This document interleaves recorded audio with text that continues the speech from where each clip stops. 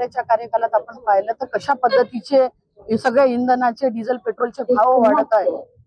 म्हणजे आपण आजचं आमचं हे आंदोलन आहे की आज शेतकरी असतील, कोणते विद्यार्थी असतील, कोणते मोलमजुरी करणारे असतील, कोणीही समाधानी नाही। एवढ्या महागाईच्या काळात आज कुटुंबाचा उदरनिर्वाह करायचा की गाड्यात डिझेल पेट्रोल टाकायचं अशा पद्धतीची परिस्थिती या ठिकाणी झाली आहे।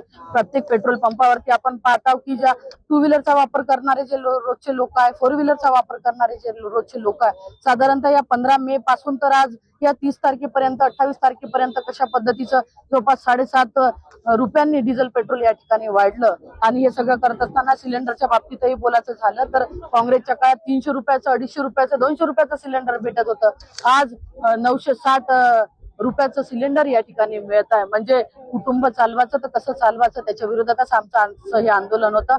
आज लोकप्रतिनिधी म्हणून आपण पाहिलं असेल की आज भाजपाचे सगळे आमदार असतील, खासदार असतील, पेपर फुटीचा एवढा मोठा विषय झाला। आज डिझेल पेट्रोलच्या याच्यामुळे अनेक लोकांचे जीव जात आहे, पण याच्यावरती कोणीही वाचा फोडायला तयार नाही। आज देशात पाहिलं असेल तर केंद्रात धर्मेंद्र प्रधानची अवस्था कशी होणार त्याच्यावरती कोणाला बोलायला तयार नाही। सगळ्या लोकांची जाहीर मागणी होती की त्यांचा राजीनामा या ठिकाणी घेतला पाहिजे, पण त्यांच्या राजीनाम्यावरती कोणी बोलायला तयार नाही। आज फक्त जिकडे तिकडे सोशल मीडियावरती आपला गवगवा झाला पाहिजे म्हणून काही लोक फक्त बुलेट ट्रेननं जात आहे, कोणी टू व्हीलरनं जात आहे, कोणी सायकलनं जाऊन फक्त नौटंकी या ठिकाणी करत आहे। पण खऱ्या अर्थानं या डिझेल आणि पेट्रोलच्या दरवाढीची झड ही सर्वसामान्य जनतेला या ठिकाणी भोगावी लागत आहे। जोपर्यंत हे रेट कमी होणार नाही या ठिकाणी काँग्रेस अशा पद्धतीनेच आक्रमक राहून या ठिकाणी रस्त्यावर उतरून सर्वसामान्य जनतेला जोपर्यंत न्याय मिळत नाही तोपर्यंत आमची ही आक्रमक भूमिका कायम राहणार आहे।